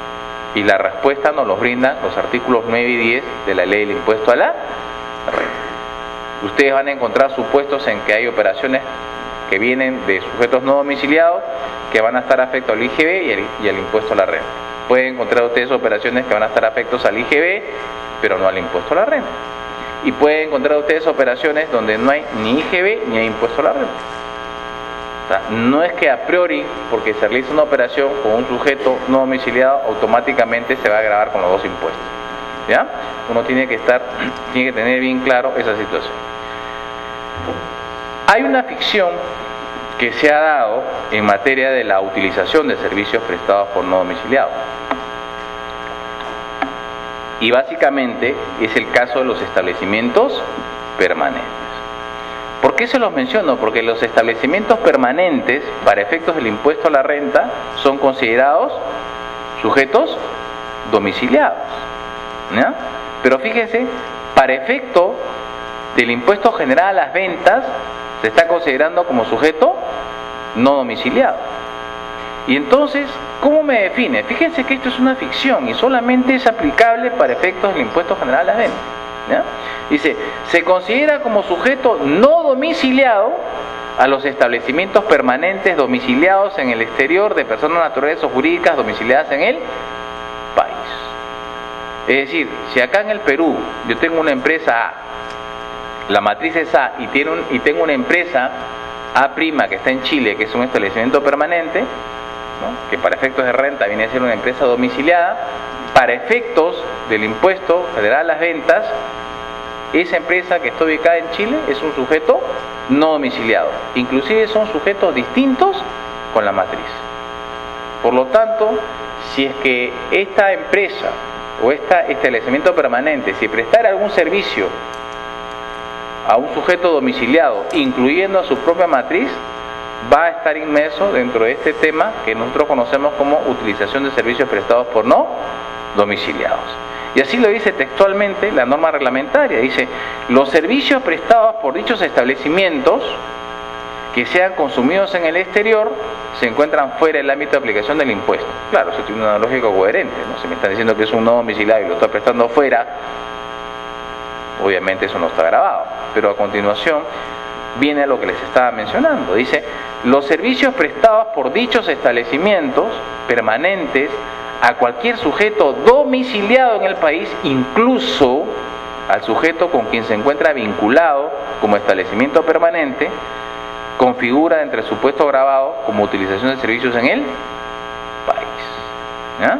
Entonces, eso es un caso, como les mencionaba, es un caso de una ficción que solamente ha sido considerada para efectos del impuesto general a la ventas. Luego tenemos nosotros el caso especial de los intangibles. Fíjense, en el caso de los intangibles, vamos a tener supuestos en los cuales hay intangibles que provienen del exterior. Y tenemos varios casos. Hay intangibles que pasan por aduana, porque son los que se consideran, normalmente son los software, ¿ya?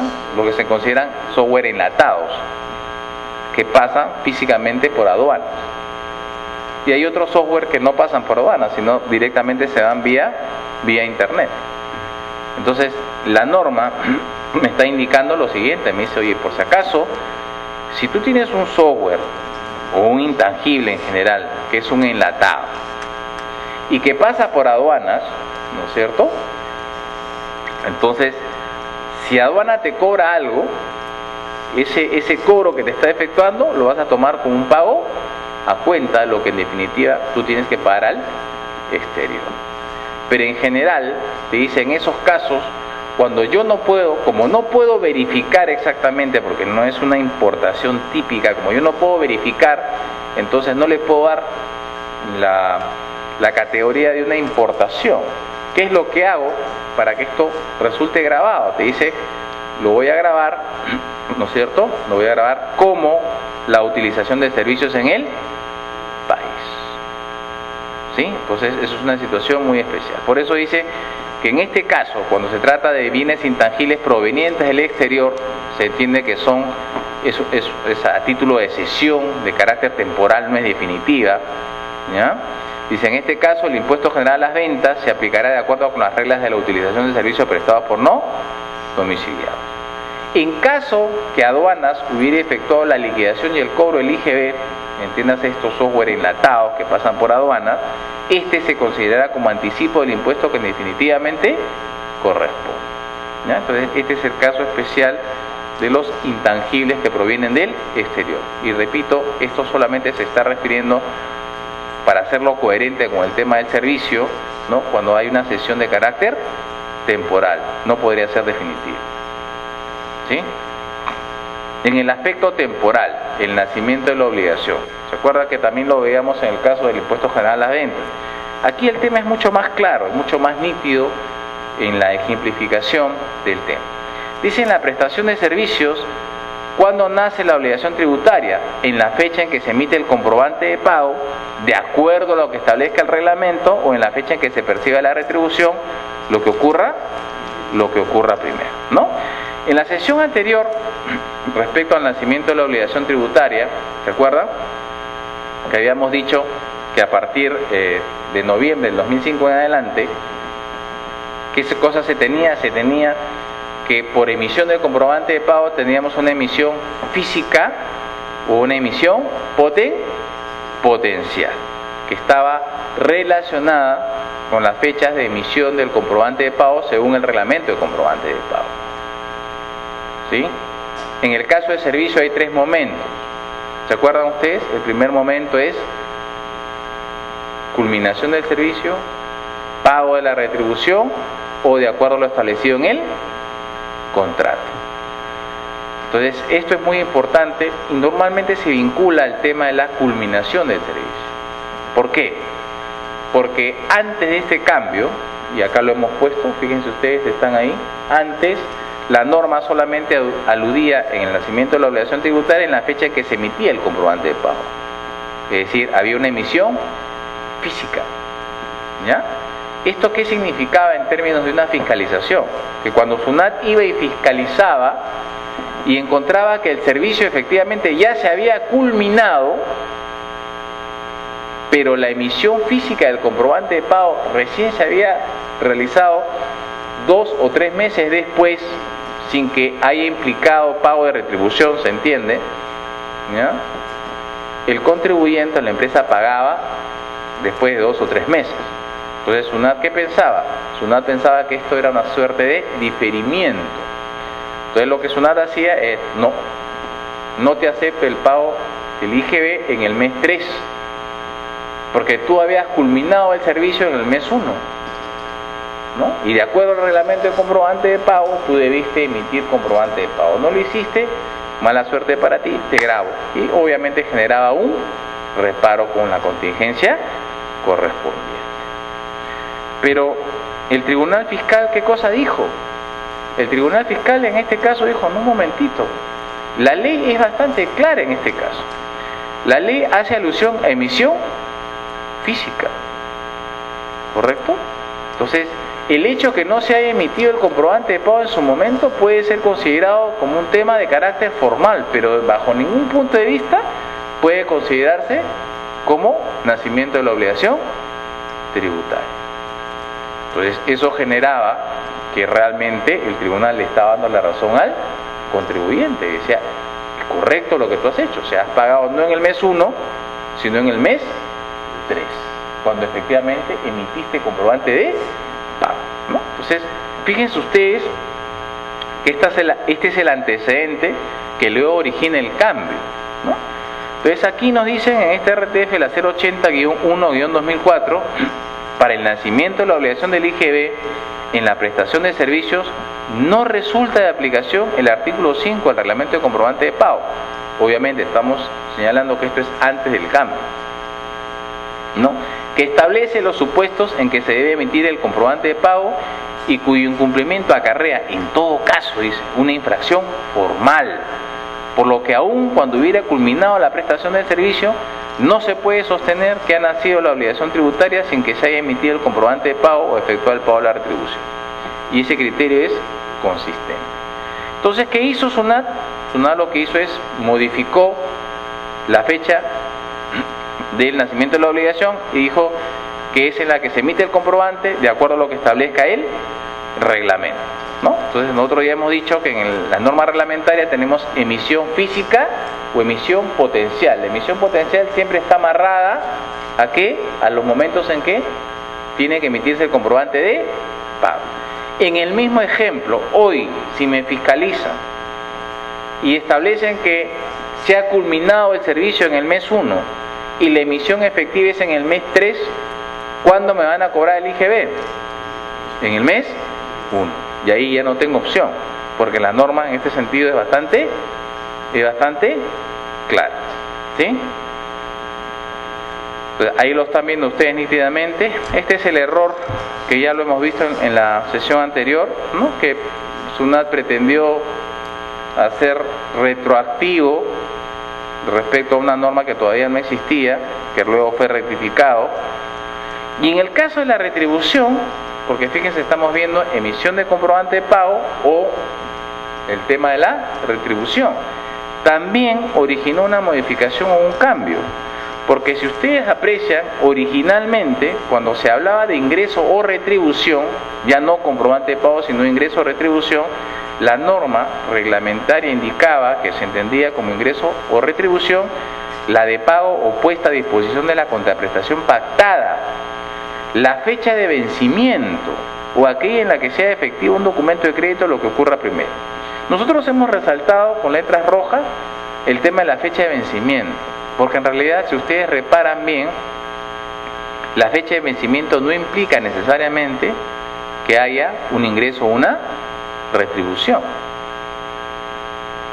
Y así también lo dejó establecido el Tribunal Fiscal, pero en este caso con una jurisprudencia de observancia obligatoria, en la que reiteraba que la fecha de vencimiento de la obligación, ¿no?, era un término que había acuñado el reglamento y que excedía largamente lo que la ley señalaba. La ley hacía alusión a ingreso o retribución, y el tema de la fecha de vencimiento no implicaba necesariamente que por el solo hecho de haberse vencido el plazo yo haya podido generar un ingreso o obtener una retribución. Si quieren ustedes verlo de alguna manera, es como si me estuvieran delimitando para el caso del impuesto a la renta, un tema para el caso del IGB, un tema del devengado, que es materia de impuesto a la renta, ¿no? Entonces, en esta RTF, ¿qué se establece? Que es la 022-85-5-2005. ¿Qué se establece? Dice, es percibida la retribución en el momento en que la misma ha sido puesta a disposición del prestatario a través de abonos en cuenta u otros medios que permitan su disponibilidad. En esa medida, la fecha de vencimiento, que es lo que estaba cuestionando, ¿no?, alude a un momento que no necesariamente conllevará la percepción efectiva de la retribución, es decir, el ingreso a la esfera de disponibilidad del prestador del servicio. Y concluye que en tal sentido, al considerar este supuesto, la norma reglamentaria está excediendo lo dispuesto en la ley. Lo cual, resulta claro, originó una modificación en la norma reglamentaria.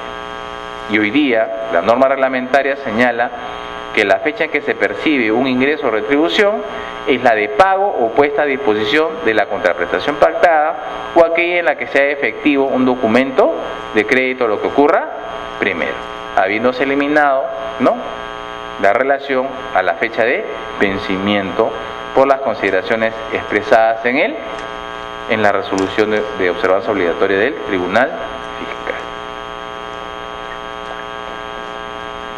El nacimiento de la obligación tributaria en el caso de un tipo de servicio especial.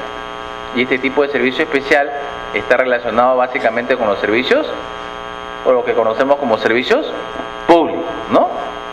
Energía eléctrica, agua potable y servicios finales telefónicos, teles y telegráficos. Fíjense que aquí, a diferencia de lo que ocurre en los servicios de carácter general, en donde me dicen cuando es un servicio de carácter general, la obligación tributaria nace con la emisión del comprobante de pago, según lo que establece el reglamento, o con el pago de la retribución, lo que ocurra primero. Cuando tenemos un servicio público, el nacimiento de la obligación se da en la fecha de percepción del ingreso o en la fecha del vencimiento del plazo para el pago del servicio, lo que ocurra lo que ocurra primero. En este caso, como es una situación excepcional, no se está haciendo alusión de ninguna manera a la fecha de emisión del comprobante de pago. Bueno, hubo un caso bastante famoso dentro de la administración tributaria en la cual habían empresas que prestaban estos servicios de líneas dedicadas. ¿Han escuchado hablar ustedes de las líneas dedicadas? Las líneas HOT, ¿sí? ¿Esas sí conocen? Donde se leen el tarot, esas cosas. Muy bien, estoy poniendo ejemplos, nomás yo sé que ustedes no los estoy ilustrando, ¿ya? Entonces, estas empresas, ¿ya?, que de alguna manera tenían algunos contratos o algunos acuerdos con Telefónica, utilizaban básicamente, digamos, esta apariencia de ser servicios públicos. Entonces, SUNAT fiscalizó.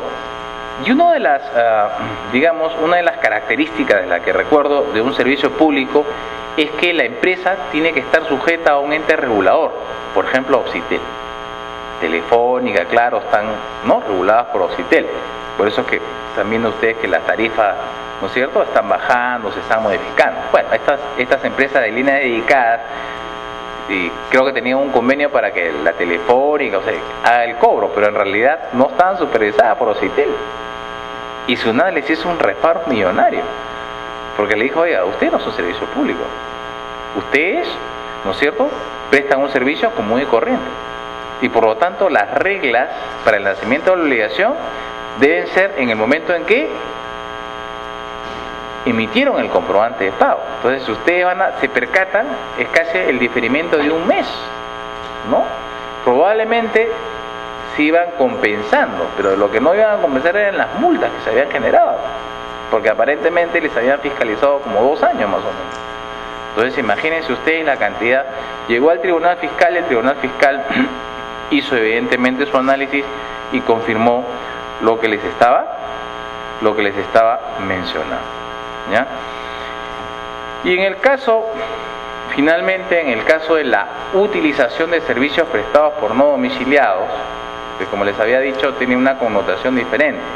En el caso de la utilización de servicios prestados por no domiciliados, aquí quien es el contribuyente es el beneficiario del servicio. Aquí fíjense, el contribuyente, una vez que es beneficiario, paga el impuesto e inmediatamente, una vez pagado el impuesto, lo utiliza como crédito fiscal. ¿Y cuándo nace la obligación tributaria? Dicen, la utilización de servicios en el país, ¿no?, la obligación tributaria nacerá en la fecha en que se anote el comprobante de pago en el registro de compras, o en la fecha en que se pague la retribución, lo que ocurra primero. Pero acá hay un dato muy importante que ustedes tienen que tener en consideración cuando se trata de una utilización de servicios. Es que el pago del impuesto no se realiza en una declaración jurada. El pago del impuesto se realiza en una boleta de pago. La boleta de pago es un formulario que es un formulario de pago que no tiene la condición de declaración determinativa. ¿Y por qué hago esta disquisición? Porque si yo pagase de manera extemporánea, no estaría sujeto a ninguna multa en este caso, porque la multa solamente se aplica cuando hay una presentación extemporánea de una declaración determinativa, pero no cuando se presenta un formulario, una boleta de pago que le llaman, ¿ya? En ese caso no tengo multa por presentación extemporánea. Lo que sí voy a tener inmersos son los intereses moratorios. Y aquí sí les quiero llevar un poco a la reflexión. ¿Por qué? Porque tal cual está diseñado este formulario, esta boleta de pago, yo tengo que consignar el monto total que estoy pagando. O sea, imagínense, pueden ser 10.000 de tributo insoluto más 2.000 de interés moratorio. O sea, yo no puedo hacer esa separación en la boleta de pago, ¿ya? Solamente tengo que consignar el monto total, o sea, los 12.000 soles. Pero cuando ustedes utilicen el crédito fiscal, porque la condición para utilizar el crédito fiscal es una vez pagado ese IGB, yo no puedo utilizar los 12.000, solamente puedo utilizar el tributo insoluto, en este caso los 10.000. Se los menciono porque a veces uno en la mecánica, sobre todo, tiene que conversar con el departamento contable. En la mecánica dice, ¿cuánto pagaste? 12.000, ¡pam! Utilizan los 12.000. Cuando hay una fiscalización, salta este tema, ¿ya? Entonces hay que tener mucho cuidado con ese punto, que es bastante significativo y bastante regular, ¿ya? Bueno, señores, no sé si hasta aquí alguien tiene alguna pregunta en relación al tema que acabamos de exponer.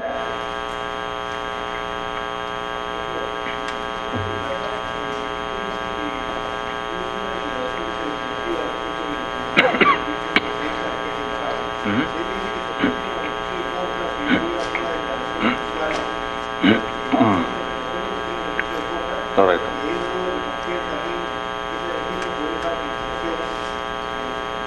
Claro, eso es correcto, pero el pago del IGB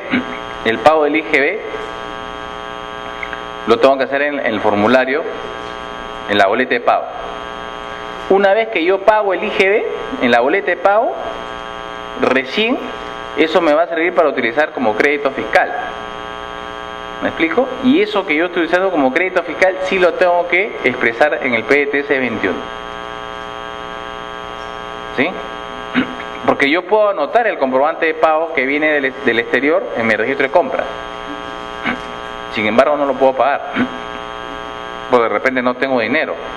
Y de repente he anotado en el mes 1 y tengo dinero en el mes 4. Lo pago en el mes 4 y la utilización del crédito fiscal lo voy a hacer efectivo en el mes 4. Entonces, cuando yo pague ese IGB, ¿dónde lo pago? No lo voy a pagar en el 621, sino lo voy a pagar en el formulario o en la boleta de pago. Una vez que yo lo pago, recién, ya una vez transformado en crédito fiscal, lo declaro en el PDT C21 y ahí puedo tomarlo como crédito fiscal. ¿Sí? Muy bien, señores, muchísimas gracias por su atención. Nos vemos en otra oportunidad.